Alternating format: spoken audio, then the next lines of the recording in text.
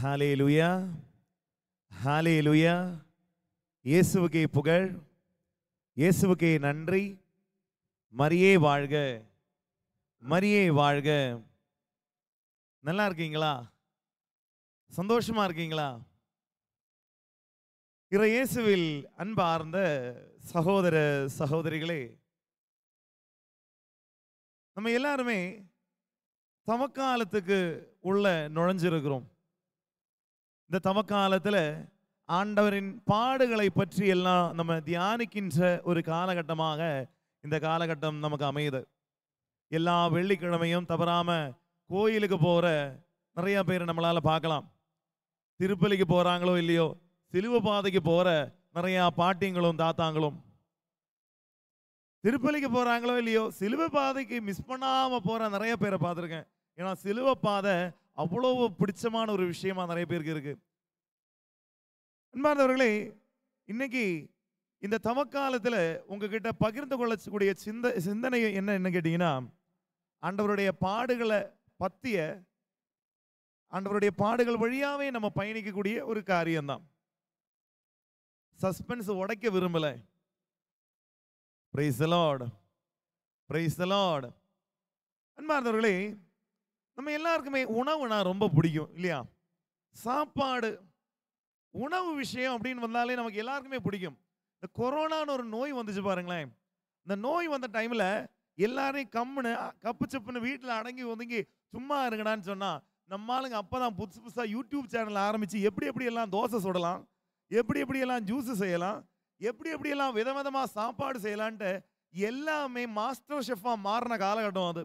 ஏன்னா சாப்பாடு இல்லாம இருக்க முடியாது நம்மளால. வேற எது வேணாலும் இல்லாம இருக்கலாம், சாப்பாடு நமக்கு ரொம்ப ரொம்ப முக்கியம். உணவு, உடை, இருப்பிடம், அதுல கூட உணவு முதல் இடங்க. வாழ்க்கையின் அடிப்படை தேவையில்லை, உணவு, உடை, இருப்பிடம், அதுல கூட உணவுக்கு தான் முதல் இடம் நம்ம கொடுப்போம். ஏன்னா உணவு நம்ம அன்றாட வாழ்க்கையில அவ்வளவு அத்தியாவசியமான ஒரு விஷயம். உதாரணத்துக்கு கேட்கிறேன், நமக்கு எல்லாருக்குமே இந்த மில்க் ஷேக் அப்படின்ற ஒரு விஷயம் தெரியும் இல்லையா? கேள்விப்பட்டிருப்பீங்க, நிறைய பேர் குடிச்சிருப்பீங்க, நிறைய பேர் செய்யறவங்க இருப்பீங்க, நிறைய பேருக்கு அது ரொம்ப டிஃப்ரெண்ட் ஃப்ளேவரில் பிடிக்கிறவங்க இருப்பீங்க. இந்த மில்க்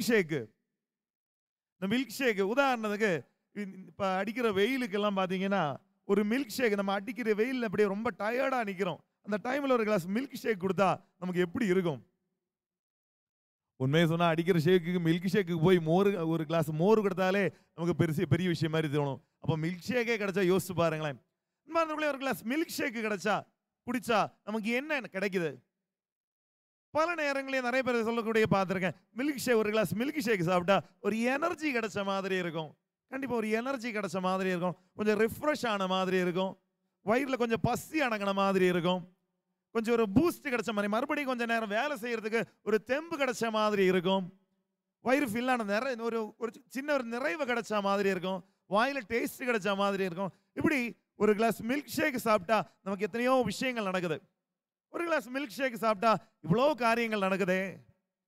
அன்பார்ந்தவர்களே, வெறும் ஒரு கிளாஸ் மில்க் ஷேக்கால நமக்கு வயிறில் ஒரு நிறைவு தர முடியுதுன்னா, வெறும் ஒரு கிளாஸ் மில்க் ஷேக்கினால நம்ம பசியை தீர்க்க முடியும்னா, வெறும் ஒரு கிளாஸ் மில்க் ஷேக்கினால நமக்கு மறுபடியும் ஒரு எனர்ஜி, ஒரு பூஸ்ட் தர முடியும் அப்படின்னா, ஒவ்வொரு நாளைக்கும் தெரிஞ்சோ தெரியாமலையோ, முழு தூக்கத்திலேயோ அரை தூக்கத்திலேயோ நாக்க நீட்டி ஆண்டவருடைய உடலையும் இரத்தத்தையும் உட்கொள்ளுகின்ற உங்களுக்கும் எனக்கும் எவ்வளவு எனர்ஜி இருந்திருக்கணும்? வெறும் ஒரு கிளாஸ் மில்க் ஷேக்கால இவ்வளவு விஷயங்கள் செய்ய முடியும்னா, ஒவ்வொரு நாளைக்கும் தவறாம ஆண்டவருடைய உடலையும் இரத்தத்தையும் உட்கொள்ளுகின்ற உங்களுக்கும் எனக்கும் எவ்வளவு எனர்ஜி இருந்திருக்கணும், எவ்வளவு நிறைவு இருந்திருக்கணும் வாழ்க்கையில. ஒரு கிளாஸ் மில்க் ஷேக்காலேயே ஒரு நிறைவை தர முடியும்னா, ஆண்டவருடைய உடலும் ரத்தமும் எவ்வளவு அதிகமா நமக்கு நிறைவு கொடுத்திருக்கும். ஆனா அதை நம்ம வாழ்க்கையில பார்க்க முடியுதான்னு கேட்டா கேள்விக்குறியா இருக்குதுங்க. நம்ம வாழ்க்கையில அந்த ஒரு நிறைவு, அந்த ஒரு சந்தோஷம், அந்த ஒரு ஆனந்தம் நம்ம முகத்திலையும் வாழ்க்கையிலையும் தெரிய மாட்டேங்குதுங்க.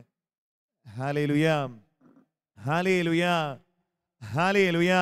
அன்பார்ந்தவர்களே, இன்னைக்கு ஆண்டவருடைய இரத்தத்தை பத்தி உங்க கூட பகிர்ந்து கொள்ளலாம்னு விரும்புறேன். ஏன்னா ஆண்டவருடைய பாடுகள் வழியா நம்ம பயணிக்கும் பொழுது ரத்தம் ஒரு முக்கியமான ஒரு விஷயமாக நம்மளால பார்க்கலாம்.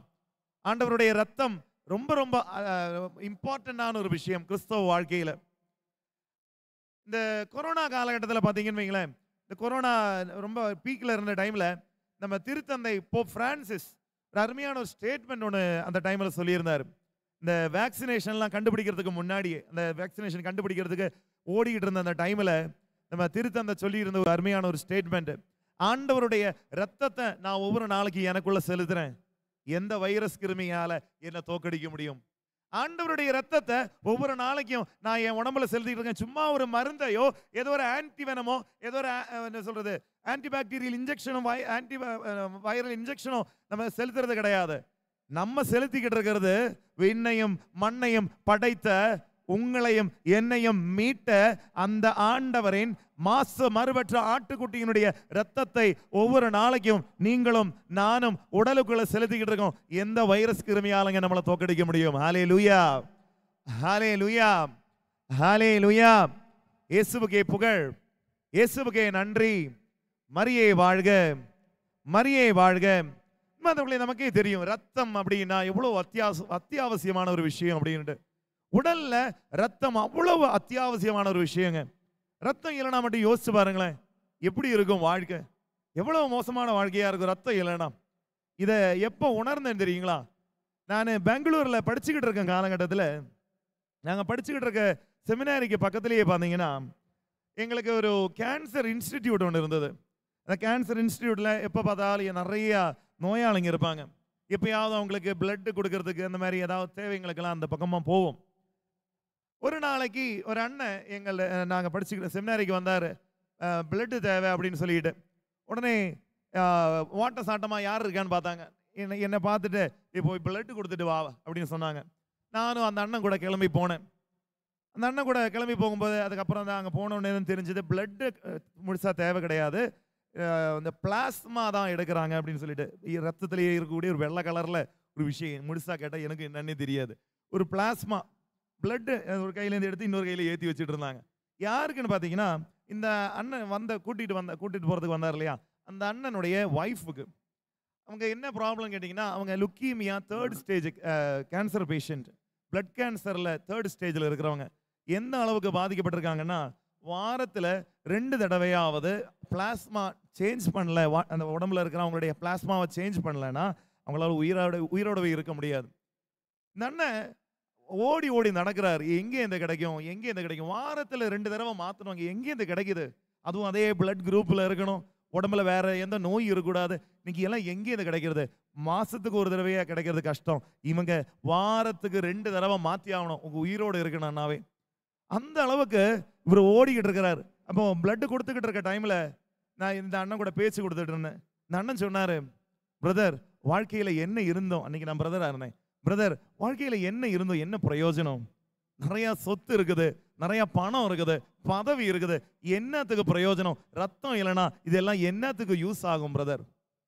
வாழ்க்கையில எல்லாமே இருக்கு, பணம் இருக்கு, நான் நிறைய பணம் சம்பாதிச்சு வச்சிருக்கேன், எனக்கு நிறைய பதவி இருக்கு, எனக்கு 2 பங்களா இருக்கு, கார் இருக்கு, எல்லாம் இருந்து என்ன பிரயோஜனம்? என் மனைவிக்கு ரத்தம் கிடைக்கிறதுக்காக அலைஞ்சுக்கிட்டு இருக்கிறேனே, ரத்தம் இல்லைனா என்னத்துக்கு பிரயோஜனம்? அன்னைக்குதான் திரும்பி வீட்டுக்கு வந்த உடனே யோசிச்சு பார்த்தேன், பரவாயில்லையே, நம்ம உடம்புலையும் விலை கொடுத்தா கிடைக்காத விஷயங்கள் ஆண்டவர் நம்ம உடம்புக்குள்ளேயும் வச்சிருக்கிறாரு. ரத்தம் அவ்வளவு முக்கியத்துவம் வாய்ந்த ஒரு விஷயம். ரத்தம் அவ்வளவு முக்கியத்துவம் வாய்ந்த விஷயம். ரீசெண்டா ஒரு ஆர்டிக்கிள் ஒன்று படித்தேன். ரத்தத்தை பத்தி எழுதியிருக்கிற ஒரு டாக்டர் எழுதியிருக்கிற ஒரு ஆர்டிக்கிள். அதுல அவர் ரத்தத்தினுடைய ஸ்பெஷாலிட்டியை பத்தி எழுதியிருக்கிறார். என்ன எழுதியிருக்கிறாருன்னு பார்த்தீங்கன்னா, அவர் சொல்றாரு, ரத்தத்துக்கு மட்டும் இருக்கிற ஸ்பெஷாலிட்டி என்னன்னா, மனித உடல்ல இன்று அளவும் செயற்கை முறையில மாற்றி இல்லாத ஒரு விஷயம் என்னன்னு கேட்டீங்கன்னா, அது மனித ரத்தம் மட்டும்தான். மனித உடல்ல செயற்கை முறையில மாற்றி இல்லாத ஒரு விஷயம் என்னன்னு கேட்டீங்கன்னா, அது மனித ரத்தம் மட்டும்தான். ஹல்லேலூயா, ஹல்லேலூயா. அவர் சொல்றாரு, நிறைய பேர் சொல்லுவாங்க ஆர்டிஃபிஷியல் பிளட்னு இருக்குது அப்படின்னு ஒன்று. அந்த ஆர்டிஃபிஷியல் பிளட்டு கூட நார்மல் ஒரிஜினல் ஹியூமன் பிளட்லேருந்து எடுத்து அந்த ஒரிஜினல் ஹியூமன் பிளட்டுடைய குரூப்பை சேஞ்ச் பண்ணுறது தான் ஆர்டிஃபிஷியல் பிளட். இது நான் எனக்கு தெரிஞ்ச விஷயம் கிடையாது, ஆர்டிக்கலில் படித்தது. ஒரிஜினல் பிளட்லேருந்து குரூப்பை மட்டும் சேஞ்ச் பண்ணி தான் அதுதான் ஆர்டிஃபிஷியல் பிளட்டாக அவங்க யூஸ் பண்ணுறாங்க. குரூப் சேஞ்ச் பண்ணியிருக்கிறது, அதுக்கும் ஒரிஜினல் ஹியூமன் பிளட் தேவைப்படுது. அப்போது உண்மையான மனித ரத்தம் இல்லைன்னா செயற்கை முறையில் கூட மனித ரத்தம் செய்ய முடியாது. தண்ணி எடுத்து கெமிக்கல் வச்சு 4 பொருட்களை யூஸ் பண்ணிட்டு மனித ரத்தத்தை தயாரிக்க முடியாது. இன்றளவும் செயற்கை முறையில மாற்றி இல்லாத ஒரு விஷயம் அப்படின்னு கேட்டீங்கன்னா மனித ரத்தம் மட்டும் தான். கை இல்லையா, ரெடிமேடா அவங்க கை அவைலபிள்.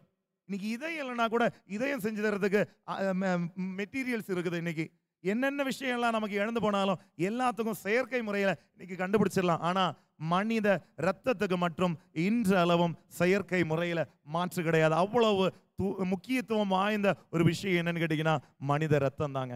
ஹல்லேலூயா, ஹல்லேலூயா, ஹல்லேலூயா. அன்பார்ந்தவர்களே, உடம்புல இந்த ரத்தம் மட்டும் ஓடலைன்னா யோசிச்சு பாருங்களேன். உடம்புக்குள்ள இந்த ரத்தம் மட்டும் ஓடலைன்னா யோசிச்சு பாருங்க. உடல் உறுப்புகள் செயல்படாது, நம்மளால சிந்திக்க முடியாது, பார்க்க முடியாது, கேட்க முடியாது, ருசிக்க முடியாது, சாப்பிட்ற சாப்பாடு சரிக்காது, சிந்திக்க முடியாது. சிம்பிளா சொன்னா வாழவே முடியாது, வாழவே முடியாது. உடம்புக்குள்ள ரத்தம் ஓடலைனால இறந்த பிறகு எடுத்து என்ன பண்ணி பார்ப்பாங்க, கையை பிடிச்சு பார்ப்பாங்க. ரத்தம் இருந்தாதான் நாடியே நமக்கு தெரியும். ஏன்னா ரத்தம் வாழ்க்கையில அவ்வளவு அவ்வளவு முக்கியத்துவம் வாய்ந்த விஷயம். ஹல்லேலூயா, ஹல்லேலூயா, ஹல்லேலூயா. அன்பார்ந்தவர்களே, மனித ரத்தத்துக்கு இவ்வளவு முக்கியத்துவம்னா,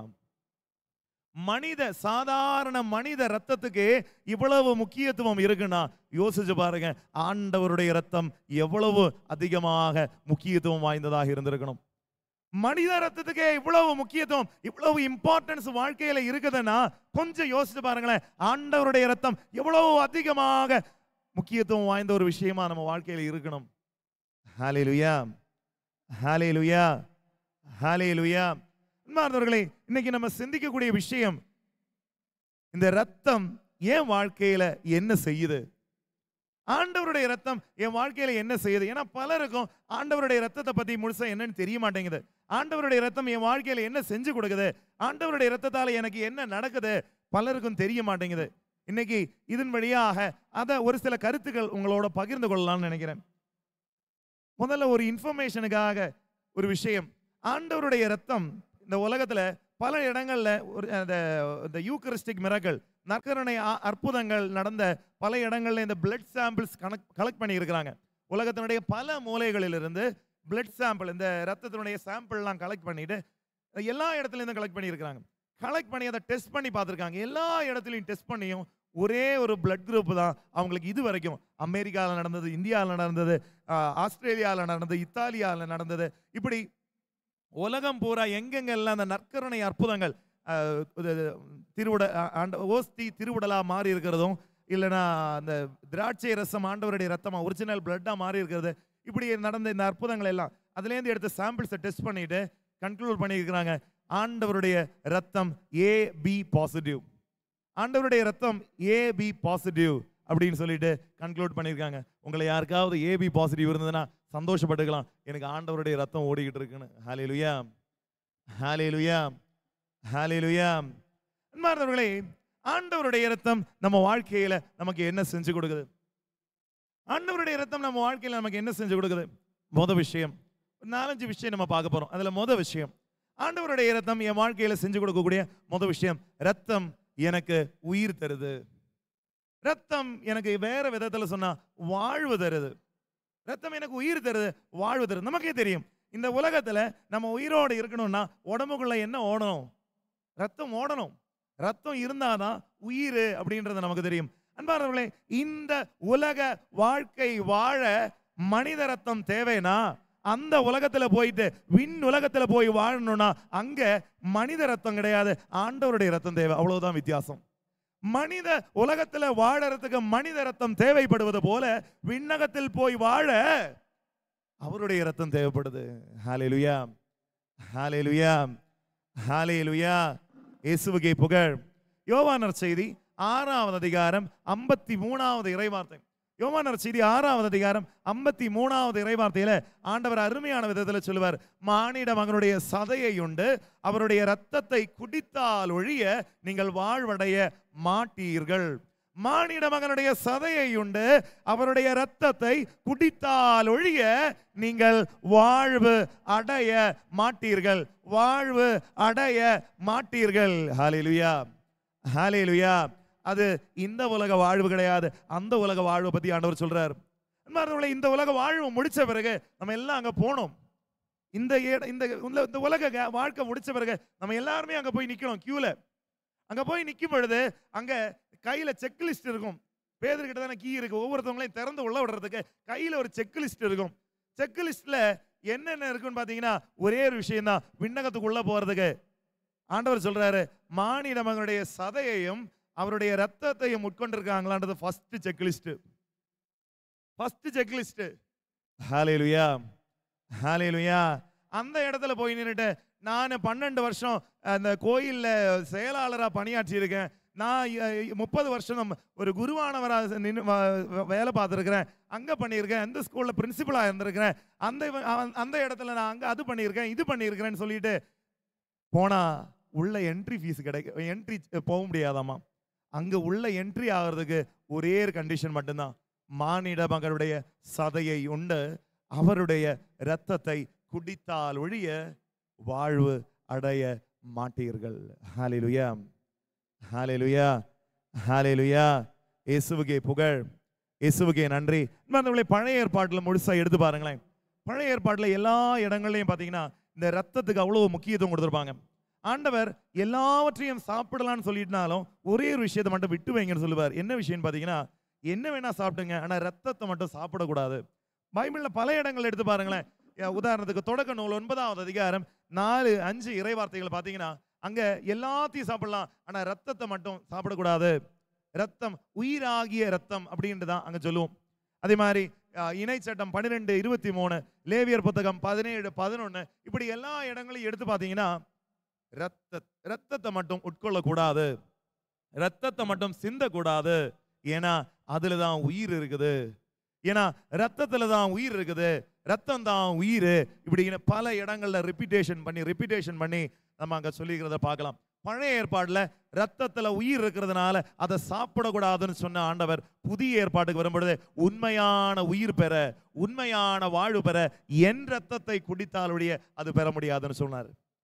இந்த உலக வாழ்க்கையில மனிதர் பாவம் செய்துவிட்ட பிறகு ஆண்டவர் சொல்றாரு, உயிராகிய ரத்தத்தை மட்டும் இனிமே நீ சிந்தக்கூடாது.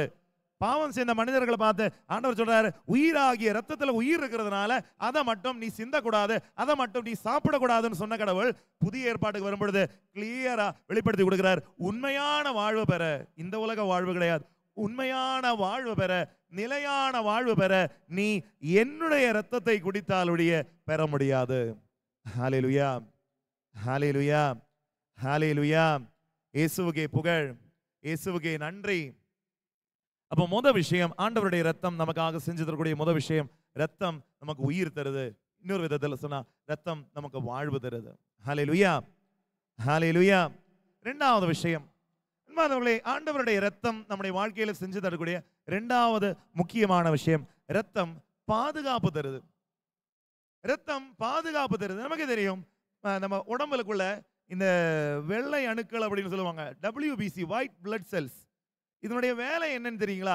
உடம்புக்குள்ள ஏதாவது கிருமி, ஏதாவது வைரஸ் கிருமியோ மற்ற கிருமிகள் ஏதாவது உள்ள போச்சுன்னா அது கூட போய் சண்டை போட்டு அதை தம்சம் பண்ணி வெளில துரத்தாம இந்த வெள்ளை அணுக்கள் சும்மா இருக்காதுன்ட்டு நம்மளுடைய உடல்ல இருக்கிறது நமக்கே தெரியும்.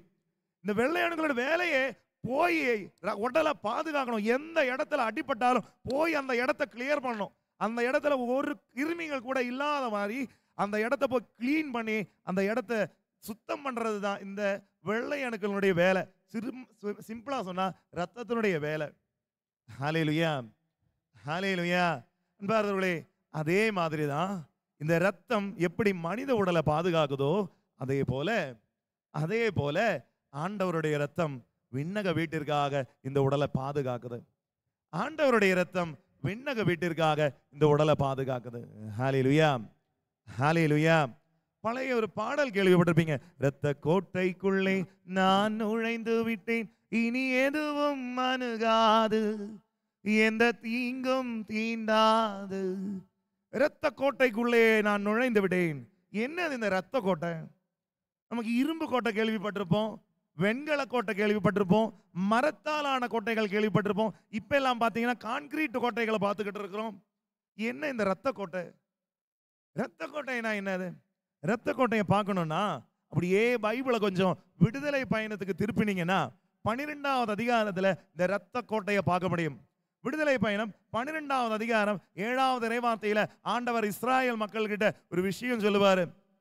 நீங்க பாஸ்கா கொண்டாடணும். பாஸ்கா கொண்டாடும் போது செய்ய வேண்டிய காரியங்கள்லாம் சொல்லிட்டாரு. முக்கியமான ஒரு விஷயம், ரத்தத்தை நீங்கள் சிறிதளவு எடுத்து உங்களுடைய வாசக்காலில் பூசி வைக்கணும். உங்களுடைய வாசக்காலனை கதவுகளை மேல் சட்டங்களையும் பூசி வைக்கணும் அப்படின்னு சொல்லி வைப்பாரு. சொல்லிட்டு 13வது இறைவார்த்தையில மறுபடியும் சொல்லுவாரு, ரத்தம் நீங்கள் இருக்கும் வீட்டிற்கு அடையாளமாக இருக்கும். ரத்தம் பாதுகாப்பின் அடையாளமாக இருக்கும். ஹல்லேலூயா, ஹல்லேலூயா, ஹல்லேலூயா. அன்பார்ந்தவர்களே, இதை கேட்ட உடனே நிறைய மக்களுக்கு சிரிப்பு வந்துச்சு. ரத்தமா பூசி வச்சா மட்டும் நாங்க பாதுகாக்கப்படுவோமா? இல்லைன்னா எங்களை என்ன வானமா இடிஞ்சு விழுந்துரும்? ரத்தத்தை பூசலன்னா நான் என்ன செத்தா போயிருவேன்? என்னதான் நடக்கும்? நிறைய பேருக்கு இலக்கணமா இருந்துச்சாமா, ஏளனமா இருந்துச்சாமா. அவங்க பூசி வைக்கல, ஆனா பூசி ஒரு சிலர் மட்டும் நம்பிக்கையோட அந்த ரத்தத்தை தங்களுடைய மேல் சட்டங்களிலையும் கதவுகளிலையும் எல்லாம் பூசி வச்சாங்க. என்ன நடந்துட்டு தொடர்ந்து வர விஷயங்களை நீங்க அந்த இறைவார்த்தைகளை படிச்சு பார்த்தீங்கன்னா தெரியும். வானதூதர் ஆண்டவர் அந்த வழியா கடந்து போனார், எகிப்தின் வழியாக கடந்து போனார், பாஸ்கா கடந்து போனார். கடந்து போகும்போது என்ன நடந்துச்சு உங்களுக்கே தெரியும். எந்தெந்த வீடுகள் இரத்தத்தால் முத்திரையிடப்பட்டிருந்ததோ, எந்தெந்த வீடுகள் ரத்தம் தளிக்கப்பட்டு இரத்தத்தால் முத்திரையிடப்பட்டிருந்ததோ அந்த வீடுகள் பாதுகாக்கப்பட்டது. மற்ற அனைத்து வீடுகளிலையும் பேரழிவு ஏற்பட்டது. எந்த அளவுக்குன்னா, தலைச்சம் பிள்ளைங்க இருந்தாங்க, இழந்தாங்க. மனிதர்கள் மட்டுமல்ல, ஆடு மாடுகள் உட்பட. தலைச்சம் பிள்ளைங்களை இழந்தாங்க, மனிதர்கள் மட்டுமல்ல, ஆடு மாடுகள் உட்பட. ஹல்லேலூயா, ஹல்லேலூயா, ஹல்லேலூயா. அன்பார்ந்தவர்களே, ஆட்டுக்குட்டியினுடைய ரத்தம் இஸ்ராயேல் மக்களுக்கு எப்படி பாதுகாப்பின் அடையாளமாக இருந்ததோ, சாதா ஆட்டுக்குட்டியினுடைய ரத்தம் இஸ்ராயேல் மக்களுக்கு எப்படி பாதுகாப்பின் அடையாளமாக இருந்ததோ, அதே போல இந்த உயிருள்ள ஆட்டுக்குட்டியினுடைய ரத்தம் இன்னைக்கு உங்களுக்கும் எனக்கும் பாதுகாப்பின் அடையாளமாக இருக்குது. பாதுகாப்பின் அடையாளம். ஹல்லேலூயா, ஹல்லேலூயா, ஹல்லேலூயா. எப்படி பாதுகாப்பு கிடைக்குதுன்னு யோசிச்சு பார்த்திருக்கீங்களா? ஆண்டவர் எப்படி நம்மளை பாதுகாக்கிறாரு? அதுவும் இறைவார்த்தையிலேயே ஆண்டவர் சொல்லி இருக்கிறார். யோவான் நற்செய்தி 6வது அதிகாரம் 56வது இறைவார்த்தை. யோவான் நற்செய்தி 6வது அதிகாரம் 56வது இறைவார்த்தையில் ஆண்டவர் சொல்லுவார், என்னுடைய சதையை உண்டு என் இரத்தத்தை குடிப்போர் என்னோடு இணைந்திருப்பர், நானும் அவர்களோடு இணைந்திருப்பேன். சிம்பிளா ஒரே டயலாக்ல ஆண்டவர் முடிச்சிட்டார். என்னுடைய ரத்தத்தை நீ குடிக்கிறவனா இருந்தனா உனக்கான பாதுகாப்பு எப்படி? ஆண்டவர் சொல்றாரு, நீ என் கூட இருப்ப, நான் உன் கூட இருப்பேன். இந்த உலகத்துல அதை விட பெரிய பாதுகாப்பு எங்கெங்க கிடைக்கும்? நீ என் கூட இருப்ப, நான் உன் கூட இருப்பேன். இந்த உலகத்துல அதை விட பெரிய பாதுகாப்பு எங்க கிடைக்கும்? ஒரு சின்ன குழந்தைக்கு மிக பாதுகாப்பான இடம் எது தெரியுமா? தன்னுடைய அப்பா அவனுடைய அம்மா அவனுடைய கரங்கள். அம்மா கூடயும் அப்பா கூடயும் அந்த கை குழந்தை இருந்ததுன்னா அதை விட பாதுகாப்பான இடம் இந்த உலகத்துல அந்த குழந்தைக்கு கிடையாது. அதே மாதிரி ஆண்டவர் சொல்றாரு, என்னுடைய சதையை உண்டு என்னுடைய ரத்தத்தை நீ குடித்தால் நீ என்னோட இருப்ப, நான் உன்னோட இருப்பேன். I will be with you, you will be with me. ஹல்லேலூயா, ஹல்லேலூயா, ஹல்லேலூயா. இந்த Z லெவல் பாதுகாப்பு படை அப்படின்னு சொல்லுவாங்க, கேள்விப்பட்டிருக்கீங்களா? தெரியல, நிறைய பேர் கேள்விப்பட்டிருப்பீங்க. தெரியாதவங்களுக்காக சொல்றேன். இந்த Z ஃபோர்ஸ், Z லெவல் பாதுகாப்பு படை அப்படின்லாம் சொல்லி கேள்விப்பட்டிருப்பீங்க. என்னன்னு கேட்டீங்கன்னா, உதாரணத்துக்கு நான் ஒரு பெரிய ஆள்னு வச்சுக்கோங்களேன், எனக்கு ஒரு சாதா பாதுகாப்பு படை இருக்கு. நான் ஒரு ஊருக்கு இந்த சாதா பாதுகாப்பு படையோட போறேன்னு வச்சுக்கோங்க. யாராவது என்ன துப்பாக்கி எடுத்து சுடுறதுக்கு என்ன தாக்க வராங்க. அப்போ சாதா பாதுகாப்பு படை என்ன பண்ணுவாங்க?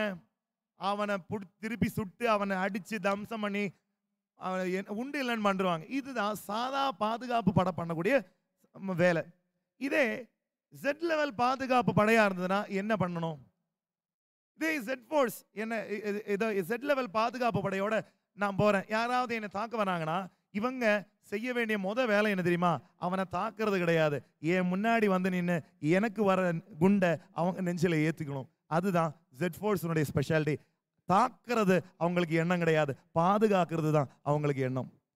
சாதா பாதுகாப்பு படை போய் தாக்க தான் செய்வாங்க, பாதுகாக்கிறது அவங்களுக்கு ரெண்டாவது விஷயம். ஆனா முதல் செட் ஃபோர்ஸுக்கு எப்படின்னா என்னைய பாதுகாத்துட்டு நான் தாக்க ஆரம்பிக்கணுமே. ஹல்லேலூயா, ஹல்லேலூயா.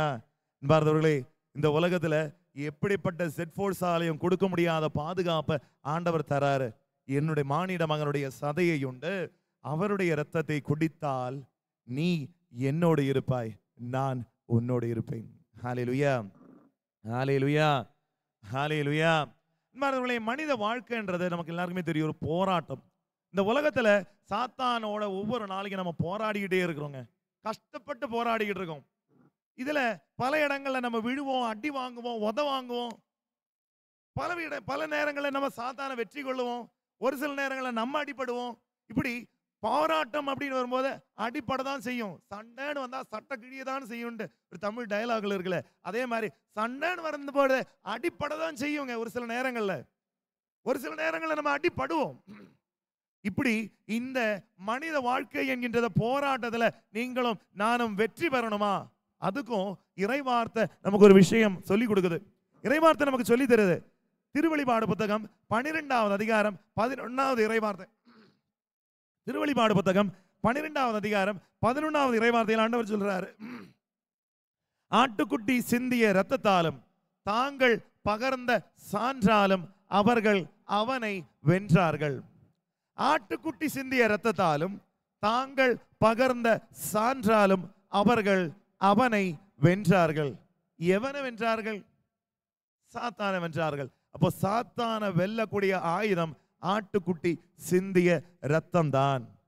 சாத்தானை வெல்லக்கூடிய ஆயுதம், பாதுகாப்பு தரக்கூடிய ஆயுதம் என்னன்னு கேட்டீங்கன்னா ஆட்டுக்குட்டி சிந்திய ரத்தம்.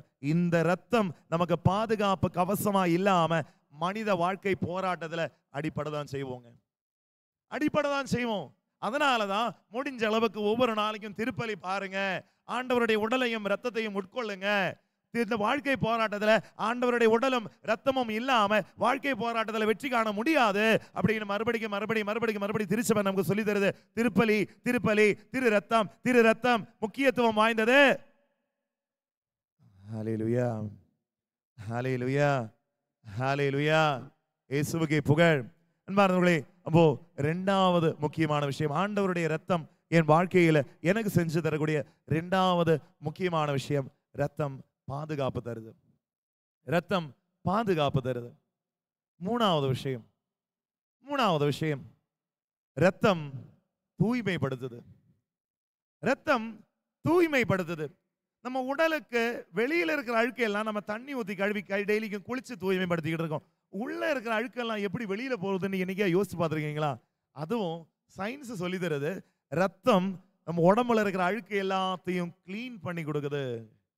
ரத்தம் நம்ம உடம்புக்குள்ள இருக்கிற அங்கங்க தங்கிக்கிட்டு இருக்க தேவையில்லாத அழுக்கு எல்லாத்தையும் வெளியேற்றுது. ரத்தம் தூய்மைப்படுத்துதுன்னு மனித ரத்தத்தை பத்தி சொல்லி தருது.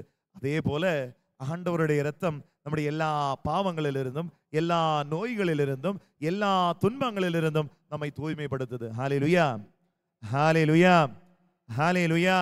யோவான் எழுதிய முதல் திருமுகம் 1வது அதிகாரம் 7வது இறைவார்த்தை.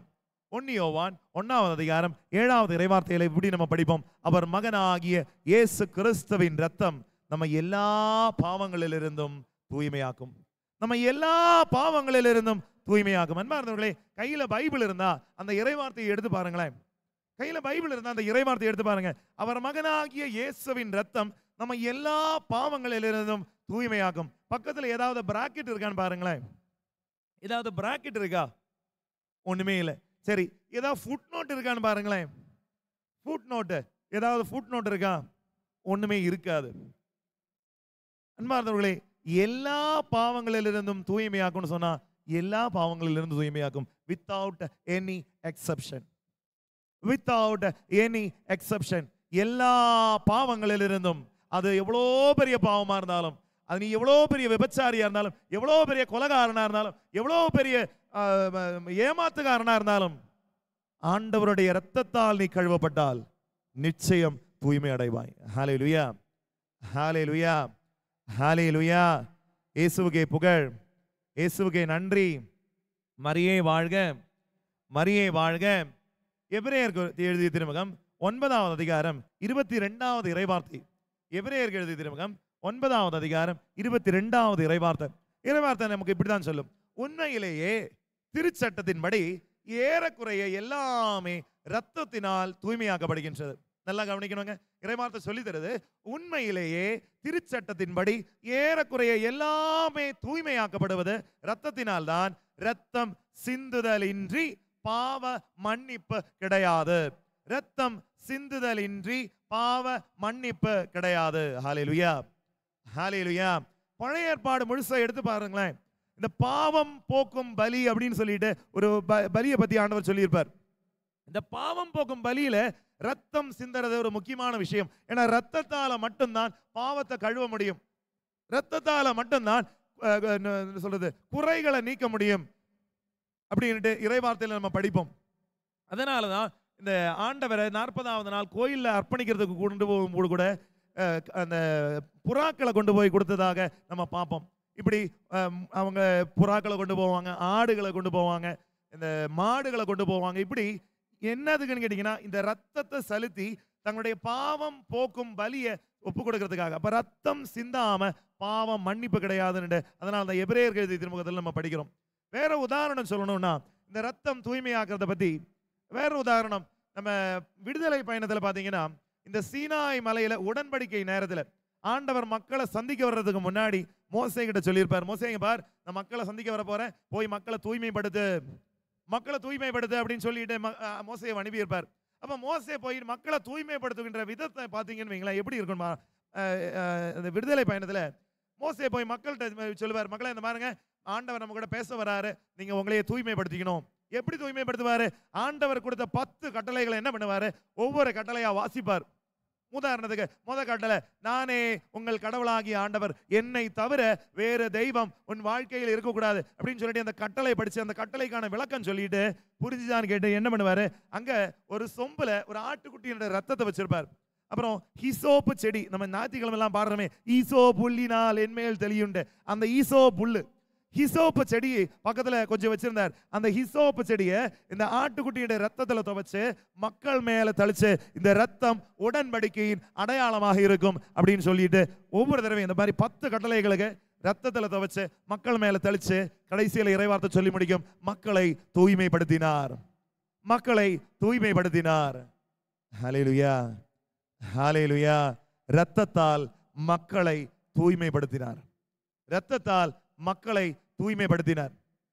தொடக்கம் இல்ல, ஆபிரகாம் பல இடங்கள்ல இந்த ஆண்டவருக்கு பலிபீடம் கட்டிட்டு போறதை நம்மளால பார்க்கலாம்.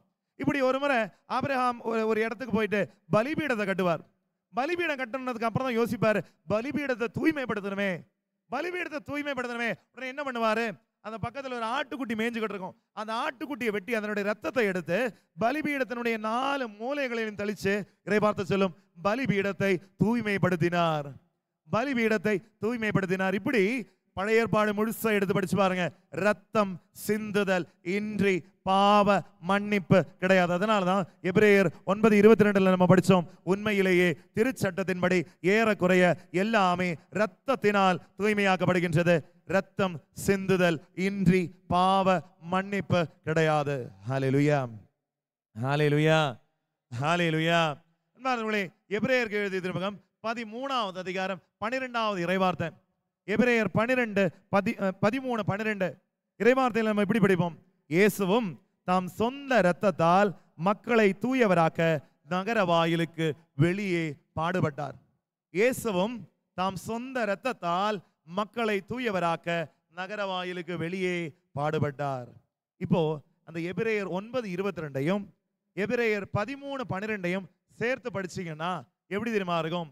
உண்மையிலேயே திருச்சட்டத்தின்படி ஏறக்குறைய எல்லாமே இரத்தத்தினால் தூய்மையாக்கப்படுகின்றது. இதனால் தான் இயேசுவும் தாம் சொந்த இரத்தத்தால் மக்களை தூயவராக்க நகர வாயிலுக்கு வெளியே பாடுபட்டார். ஹல்லேலூயா, ஹல்லேலூயா, ஹல்லேலூயா. ஆண்டவர் ஏன் சிலுவையில பாடுபட்டார்னு கேட்டீங்கன்னா, உங்களையும் என்னையும் தூய்மைப்படுத்த ஆண்டவர் நகர வாயிலுக்கு வெளியே சிலுவையில் ரத்தம் சிந்தினார். ஹல்லேலூயா, ஹல்லேலூயா, ஹல்லேலூயா. திருவெளிப்பாடு புத்தகம் 7வது அதிகாரம் 14வது இறைவார்த்தையில இந்த யோவான் அந்த காட்சி கண்டுகிட்டு இருக்கும் பொழுது யோவான் அந்த வானதூதர்கிட்ட கேட்பார், இவங்கெல்லாம் யாரு, இவங்கெல்லாம் யாரு? அப்போ வானதூதர் அவரை பார்த்துட்டு யோவானை பார்த்து சொல்லக்கூடிய பதில் தான், இவர்கள் கொடிய வேதனையிலிருந்து மீண்டு வந்தவர்கள். இவங்க எல்லாம் யாருன்னு கேட்டீங்கன்னா கொடிய வேதனையிலிருந்து மீண்டு வந்தவர்கள். இரண்டாவது விஷயம், தங்களுடைய தொங்க ஆடைகளை ஆட்டுக்குட்டியினுடைய இரத்தத்தில் துவைத்து வெண்மையாக்கி கொண்டவர்கள். தங்களுடைய தொங்கல் ஆடைகளை ஆட்டுக்குட்டியினுடைய இரத்தத்துல துவைச்சு வெண்மையாக்கி கொண்டவர்கள். ஹல்லேலூயா, ஹல்லேலூயா. நமக்கும் வெண்ணாடை கொடுக்கப்பட்டிருக்கு. நமக்கு எல்லாருக்குமே வெண்ணாடை கொடுக்கப்பட்டுச்சு. திருமுழுக்கின் பொழுது நமக்கு எல்லாருக்குமே ஒரு வெண்ணாடை கொடுக்கப்பட்டுச்சு. பல இடங்கள்ல பல விதமா செய்வாங்க. ஒரு சில இடங்கள்ல கையில பிடிக்க வைப்பாங்க, ஒரு சில இடங்கள்ல மேல போடுவாங்க, மூஞ்சியில போடுவாங்க, மண்டை மேல வைப்பாங்க. பல விதத்துல பல இடங்கள்ல பல மாதிரி செய்வாங்க. ஆனா எல்லாத்துலயும் காமனான விஷயம் வெள்ளை துணி கொடுப்பாங்க. ஏன் இந்த வெள்ளை துணி கொடுக்குறாங்கன்னு என்னைக்கே யோசிச்சிருக்கீங்களா? ஓவரா வேர்க்குது தொடச்சுக்குதுன்ட்டா இல்ல, வேர்வை துடைக்கிறதுக்காக கிடையாது, காத்து வீசுறதுக்காக கிடையாது. ஏன் அந்த வெள்ளை துணி கொடுக்குறாங்க? இந்த வெள்ளை துணியை போல வாழ்க்கை கடைசி நாள் வரைக்கும் தூய்மையோட வெண்மையோட நீ வாழணும். வாழ்க்கை கடைசி நாள் வரைக்கும் இந்த வெள்ளை துணி மாதிரி உன் வாழ்க்கை தூய்மையான வாழ்க்கையா இருக்கணும்ன்ற ஞாபகப்படுத்துறதுக்காக நம்ம கையில கொடுக்கப்பட்ட ஒரு விஷயம் தான் அந்த வெள்ளை துணி. ஆனா என்ன ஆகும் தெரியுமா? நாளடைவில் இந்த வெள்ளை துணி கரை பிடிச்சு கிச்சன்ல எல்லாம் யூஸ் பண்ணுவாங்க தெரியுமா ஒரு துணி. அந்த துணியை விட கொடுமைக்கு இருக்கும், பார்க்கறதுக்கு சகிக்காது. நம்ம துணியா இது அப்படின்னு நம்மளாலேயே அடையாளம் காண முடியாத அளவுக்கு நம்மளுடைய வாழ்க்கை அந்த துணியை கரை பிடிச்சு அழுக்கு துணியை விட கேவலமான ஒரு துணியை அந்த துணியை மாற்றும். அன்பார்களே, அந்த துணியை நீங்க எவ்வளோ பெரிய டிட்டர்ஜென்ட்ல போட்டு துவைச்சாலும் தூய்மை கிடைக்காது. இந்த விளம்பரத்தெல்லாம் காட்டுவாங்களே, விஸ்குன்னு போனா வெள்ளை அணிக்கிறது, அந்த விஸ்கெல்லாம் இங்க வேலைக்கு ஆகாது. அதெல்லாம் இங்க வேலைக்கு ஆகாது. இந்த வெள்ளை துணிக்கு இழந்து போன வெண்மை மறுபடியும் கிடைக்கணுமா? இறைவார்த்தை சொல்லுது, ஆட்டுக்குட்டியுடைய ரத்தத்துல துவைச்சு வெண்மையாக்கி கொண்டார்கள் அவங்க. நீயும் நானும் ஒவ்வொரு நாளைக்கும் நமக்கு கிடைக்கப்பட்ட வெண்ணாடைய ஆட்டுக்குட்டியினுடைய ரத்தத்துல துவைக்காம அதுக்கு வெண்மை, இழந்து போன வெண்மை திரும்ப வராது. ஆட்டுக்குட்டியினுடைய ரத்தத்துல துவைக்காம அதுக்கு இழந்து போன வெண்மை திரும்ப வராது. ஹல்லேலூயா, ஹல்லேலூயா, ஹல்லேலூயா. அன்பார்களே, அதனாலதான் ஒவ்வொரு நாளைக்கும் திருப்பலி நேரத்துல நம்மையே போட்டு துவைச்சுக்கிட்டு இருக்கோம் ஆண்டவருடைய ரத்தத்துல. திருப்பலி நேரங்கள்ல என்ன நடக்குதுன்னு கேட்டீங்கன்னா, நம்ம இந்த வெண்ணாடையை கொண்டு வந்த, ஆண்டவரே என் வெண்ணாடை அழுக்கு பிடிச்சிருக்கு உன்னுடைய ரத்தத்துல துவைக்கிறேன்னு சொல்லிட்டு திருப்பலி நேரங்கள்ல துவைச்சுக்கிட்டு மறுபடியும் வெண்மையாக்கிக்கிட்டு திரும்பி போய்கிட்டு இருக்கோம். இதுதான் திருப்பலி நேரங்கள்ல நடக்குது. ஹல்லேலூயா, ஹல்லேலூயா, ஹல்லேலூயா. இயேசுவுக்கே புகழ், இயேசுவுக்கே நன்றி, மரியே வாழ்க. அப்போ ஆண்டவருடைய ரத்தம் எனக்காக செஞ்சு தரக்கூடிய மூணாவது முக்கியமான விஷயம், ரத்தம் தூய்மைப்படுத்துது. ரத்தம் தூய்மைப்படுத்துது. நோய்கள், நம்முடைய பாவங்களில் மட்டும் கிடையாதுங்க, நம்முடைய எல்லா நோய்களிலிருந்து, நம்முடைய எல்லா பிணிகளிலிருந்தும் எல்லாம் நம்மளை தூய்மையாக்குது. இந்த ரீசெண்ட் டேஸில் ஒரு அக்கா ஒரு சாட்சியம் சொன்னது ஞாபகம் இருக்கு. இவங்க ஆஸ்மா பேஷண்ட், பயங்கரமா வீசிங் ட்ரபிளோட இருக்கிறவங்க. இவங்க ஒரு ப்ரேயருக்கு வந்திருக்காங்க. ப்ரேயருக்கு வந்த பொழுது ஃபாதருங்களை பார்த்து பிளஸ்ஸிங்க்கு வந்திருக்கிறாங்க. அப்படி பிளஸ்ஸிங்க்கு வந்த பொழுது இந்த அக்கா கிட்ட சொல்லியிருக்கோம், அக்கா நீங்கள் டெய்லிக்கும் காலையில் எழுந்திரிச்சு ஒரு கிளாஸ் தண்ணி எடுத்து 3 முறை விசுவாச பிரமாணம் சொல்லிட்டு தண்ணியில் சிலுவை அடையாளம் போட்டு, ஆண்டவரே இது உங்களுடைய ரத்தமா மாறணும், இது எனக்கு மருந்தா மாறணும்னு சொல்லிட்டு குடிங்க. டெய்லிக்கும் காலையில் எழுந்திரிச்சோடனே வேற என்ன செய்யறீங்களோ இல்லையோ ஒரு கிளாஸ் தண்ணி எடுங்க. தண்ணி எடுத்துட்டு இந்த 3 தடவை விசுவாச பிரமாணம் சொல்லிட்டு தண்ணி மேல 3 தடவை சிலுவை அடையாளம் போட்டு, ஆண்டவரே இது உங்களுடைய ரத்தமா மாறணும், இது எனக்கு மருந்தா மாறணும்னு சொல்லிட்டு குடிங்க. இந்த அக்கா 1 வருஷம் இதை கரெக்டா பண்ணாங்க, தவறாம பண்ணாங்க. அதுக்கப்புறம் 1 வருஷம் கழிச்சு இந்த அக்கா வந்து சாட்சியை சொல்றாங்க, நானு ஒவ்வொரு நாளைக்கும் தவறாம காலையில எழுந்திரிச்சு 3 தடவை விசுவாச பிரமாணம் சொல்லி தண்ணி எடுத்து சிலுவை அடையாளம் போட்டு, ஆண்டவரே இது உங்களுடைய ரத்தமா மாறணும், இது எனக்கு மருந்தா மாறணும்னு சொல்லிட்டு குடிச்சேன். இன்னைக்கு எனக்கு ஆஸ்மாவினுடைய ட்ரேசஸ் கூட என் வாழ்க்கையில கிடையாது. எனக்கு கம்ப்ளீட்டா ஆஸ்மால இருந்து சௌக்கியம் ஆண்டவர் கொடுத்தாருன்ட்டு அந்த அக்கா ஸ்டேஜ் ஏறின்னு சாட்சியம் சொல்லிட்டு போனாங்க. ஹல்லேலூயா, ஹல்லேலூயா. அன்பார்ந்தவர்களே, ஆண்டவருடைய ரத்தத்தால மட்டும்தான் நம்முடைய எல்லா பாவங்களிலிருந்தும், எல்லா நோய்களிலிருந்தும், எல்லா பிணிகளிலிருந்தும் நம்மை தூய்மையாக்க முடியும். நம்பினால் நீ கடவுளின் வல்லமையை காண்பாய். ஹல்லேலூயா, ஹல்லேலூயா, ஹல்லேலூயா. நாலாவது முக்கியமான விஷயம், ஆண்டவருடைய இரத்தம் எனக்காக செய்யக்கூடிய நாலாவது முக்கியமான விஷயம், இரத்தம் எனக்கு விலையா கொடுக்கப்படுது. இரத்தம் எனக்கான விலையா கொடுக்கப்படுது. நமக்கே தெரியும், நம்முடைய நடைமுறை வாழ்க்கையில ஒரு பொருள் நமக்கு சொந்தமாக்கணும்னு வைங்களேன், என்ன பண்ணணும்? விலை கொடுக்கணும், காசு கொடுக்கணும், விலை. அதுக்கு என்ன விலையோ அந்த விலை கொடுக்காம ஒரு பொருளை என்னால சொந்தமாக்கிக்க முடியாது. இப்போ இந்த சிலுவை கடையில் இருந்துச்சு, இந்த சிலுவை எனக்கு சொந்தமாக்கணும்னா என்ன பண்ணணும்? இந்த சிலுவைக்கு என்ன விலையோ அந்த விலையை கொடுக்காம இதை நான் சொந்தமாக்க முடியாது. அப்படி நான் சொந்தமாக்கினா திருட்டாயிரும். இதுக்கான விலை கொடுக்காம நான் எடுத்துட்டு வந்தேன்னா இது திருட்டா மாறிடும், சொந்தமாக்க முடியாது.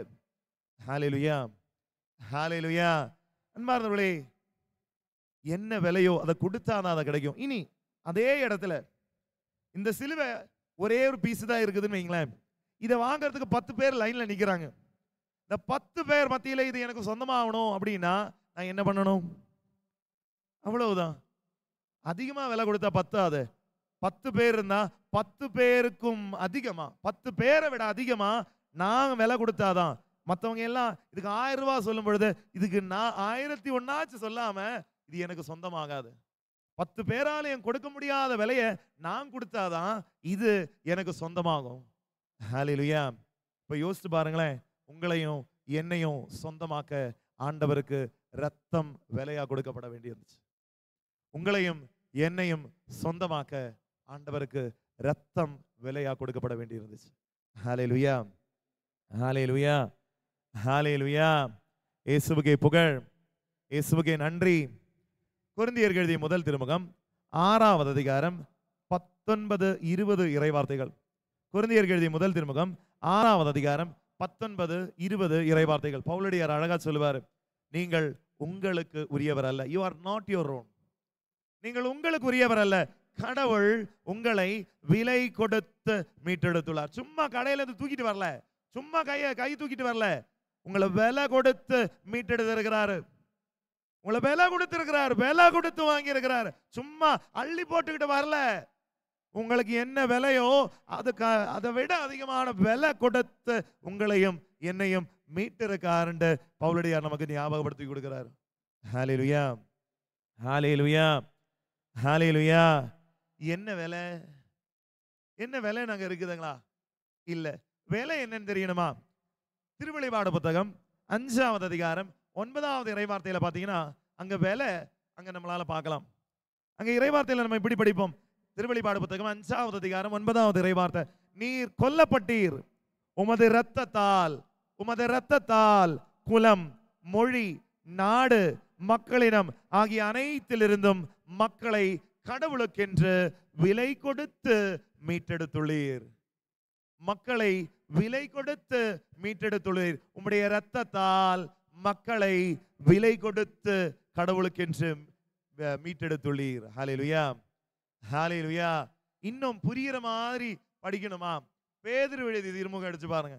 பேதுரு எழுதிய முதல் திருமுகம் 1வது அதிகாரம் 18, 19 இறைவார்த்தைகள்.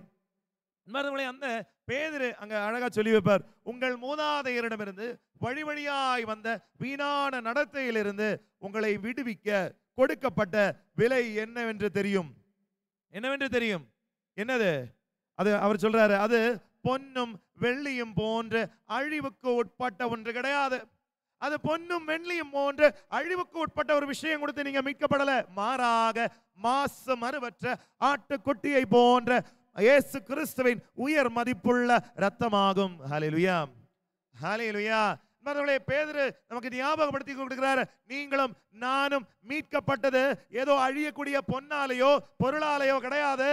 நீயும் நானும் மீட்கப்பட்டது சாதாரண ஒரு விஷயத்தால கிடையாது. அது மாசு மறுவற்ற ஆட்டுக்குட்டியை போன்ற இயேசு கிறிஸ்துவின் உயர் மதிப்புள்ள இரத்தத்தால தான் நீங்களும் நானும் மீட்கப்பட்டிருக்கோம். உங்களுக்காகவும் எனக்காகவும் கொடுக்கப்பட்ட விலை என்னன்னு கேட்டீங்கன்னா அது இயேசு கிறிஸ்துவின் இரத்தம் தான். ஹல்லேலூயா, ஹல்லேலூயா, ஹல்லேலூயா. அன்பானவர்களே, நம்முடைய விலை என்ன? நம்முடைய விலை என்ன? நம்முடைய விலை சிலுவையில் இயேசு சிந்திய ஒவ்வொரு துளி ரத்தமும் தான் எனக்கான விலை. சிலுவையில் இயேசு சிந்திய ஒவ்வொரு துளி ரத்தமும் தான் எனக்கான விலை. ஹல்லேலூயா, ஹல்லேலூயா, ஹல்லேலூயா. அன்பார்ந்தவர்களே, நமக்கு என்ன பிரச்சனை தெரியுமா? நமக்கு நம்மளுடைய விலையும் தெரிய மாட்டேங்குது, அவருடைய விலையும் தெரிய மாட்டேங்குது. நமக்கு நம்மளுடைய விலையும் தெரியாது, அவருடைய விலையும் தெரியாது. அதனால வாழ்க்கை வேற டைரக்ஷன்ல போய்கிட்டு இருக்கு. உதாரணத்துக்கு இந்த சிலுவைக்கு 1000 ரூபான்னு வச்சுக்கோங்களேன். உதாரணத்துக்கு இந்த சிலுவை 1000 ரூபாய், இந்த சிலுவையோட வேல்யூ. யாராவது இது நான் 500 ரூபாய் தரேன் கொடுங்கன்னு சொன்னா நான் கொடுப்பேனா? கொடுப்பீங்களா? கொடுக்க மாட்டீங்க. 750 ரூபாய் தரேன்னு சொன்னா கொடுப்பீங்களா? கொடுக்க மாட்டீங்க. 950 ரூபாய் தரேன்னு சொன்னா கொடுப்பீங்களா? கொடுக்க மாட்டீங்க. 1 ரூபாய் கம்மியா கொடுப்போமா? 1 ரூபாய் மேல வச்சு கொடுப்போமே தவிர கம்மியா நம்ம கொடுக்க மாட்டோம். ஏன்னா நமக்கு இதனுடைய உண்மையான மதிப்பு என்னன்னு தெரியும். மதிப்பு என்னன்னு தெரிஞ்சதுனால 1000 ரூபாய் இதுக்கான மதிப்புன்னு தெரிஞ்சா 1000 ரூபாயோட அதிகமா கொடுப்போமே தவிர 1 ரூபாய் நம்ம கம்மியா கொடுக்க மாட்டோம். அப்படித்தானே? ஹல்லேலூயா, ஹல்லேலூயா. அன்பார்ந்தவர்களே, நமக்கு நம்மளுடைய விலை தெரிஞ்சிருந்தா நம்ம ஏங்க நம்மளையே தேவையில்லாத விஷயங்களுக்கு கொண்டு போய் கொடுக்கணும்? நமக்கு நம்மளுடைய விலை தெரியாது. நமக்கு நம்மளுடைய விலை தெரியாததுனால கண்ட மொபைல் போனுக்கும், இன்டர்நெட்டுக்கும், சேட்டுக்கும், வீடியோ காலுக்கும், போனோகிராஃபிக்கும், கண்ட கர்மத்துக்கெல்லாம் நம்ம கொண்டு போய் வித்துட்டு இருக்கோம் பாருங்களேன். நமக்கு நம்மளுடைய விலை தெரிய மாட்டேங்குது. என் விலை என்னன்னு எனக்கு தெரிய மாட்டேங்குது. அதனால என்னையே கொண்டு போய் வித்துக்கிட்டு இருக்கேன். கண்ட கேவலமான காரியங்கள்ல என்னையே வித்துக்கிட்டு இருக்கிறேன். என் விலை என்னன்னு தெரிஞ்சா நான் வித்திருக்க மாட்டேனே. ஒரு விஷயத்தினுடைய விலை தெரிஞ்சா அதை விட கம்மியா நான் கொடுக்க மாட்டேன்னு சொன்னனே. என் விலை தெரிஞ்சிருந்தா நான் கொடுத்திருப்பேனா? ஹல்லேலூயா, ஹல்லேலூயா, ஹல்லேலூயா. இயேசுவுக்கே புகழ், இயேசுவுக்கே நன்றி. பார்த்தவர்களே, ஆண்டவருடைய இரத்தம் விலையா கொடுக்கப்படுது. எனக்கான விலை ஆண்டவர் சிந்திய ஒவ்வொரு துளி இரத்தமும் தான். ஹல்லேலூயா, ஹல்லேலூயா, ஹல்லேலூயா. அஞ்சாவது முக்கியமான விஷயம், last but not the least. அஞ்சாவது முக்கியமான விஷயம், ஆண்டவருடைய இரத்தம் எனக்காக செய்யக்கூடிய அஞ்சாவது முக்கியமான விஷயம், இரத்தம் என்னை கடவுளோடு ஒப்புரவாக்குது. இரத்தம் என்னை கடவுளோடு ஒப்புரவாக்குது. நமக்கு தெரியும், 2 விஷயம் ஒட்ட வைக்கணும் அப்படின்னா நடுவில் என்ன வேணும்? அதை ஒட்ட வைக்கிற மாதிரி ஏதாவது கம்மோ ஏதாவது வேணும். உதாரணத்துக்கு ஒரு வீடு கட்டுறீங்க, 2 செங்கல் சும்மா மேலைக்கு மேலே அடிக்கிட்டு போனா ஒட்டிக்கிட்டு நின்றுமா? வீடாயிருமா? ஆகாது. என்ன ஆகணும்? வேணும் 2 செங்கலை ஒட்ட வைக்க நடுவில் சிமெண்ட் வேணும். வேணுமா? கண்டிப்பா. அப்பதான் 2 செங்கல் ஒட்டிக்கிட்டு நிற்கும். 2 பேப்பர் ஒட்டிக்கிட்டு நிற்கணும்னா நடுவில் கம்மு வேணும். அப்பதான் அதை ஒட்டிக்கிட்டு இருக்கும். இல்லைன்னா பிரிஞ்சுட்டு வந்துடும். சாதா 2 செங்கலை ஒட்ட வைக்கிறதுக்கே சிமெண்ட் தேவைப்படுது. சாதா 2 செங்கலை ஒட்ட வைக்கிறதுக்கே சிமெண்ட் தேவைப்படுது. யோசித்து பாருங்களேன். பாவியாகிய என்ன தூய்மையே உருவான கடவுளோட ஒட்ட வைக்கணும் முடியுமா? பாவியாகிய என்ன தூய்மையே உருவான கடவுளோட ஒட்ட வைக்கணும்னா முடியுமா? இந்த உலகத்தில் இருக்க ஒரு விஷயத்தாலேயும் முடியாது, எக்ஸெப்ட் ஆண்டவருடைய இரத்தம். ஆண்டவருடைய இரத்தத்தை தவிர வேற எந்த விஷயத்தாலேயும் என்ன பாவியாகிய என்ன கடவுளோட ஒப்புரவாக்க முடியாது. ஹல்லேலூயா, ஹல்லேலூயா, ஹல்லேலூயா. இயேசுவுக்கே புகழ், இயேசுவுக்கே நன்றி. மரியே வாழ்க, மரியே வாழ்க. அன்பார்ந்தவர்களே, எபேசியருக்கு எழுதிய திருமுகம் 2வது அதிகாரம் 13வது இறைவார்த்தை. எபேசியருக்கு எழுதிய திருமுகம் 2வது அதிகாரம் 13வது இறைவார்த்தையில இவ்வாறாக நாம் படிப்போம்.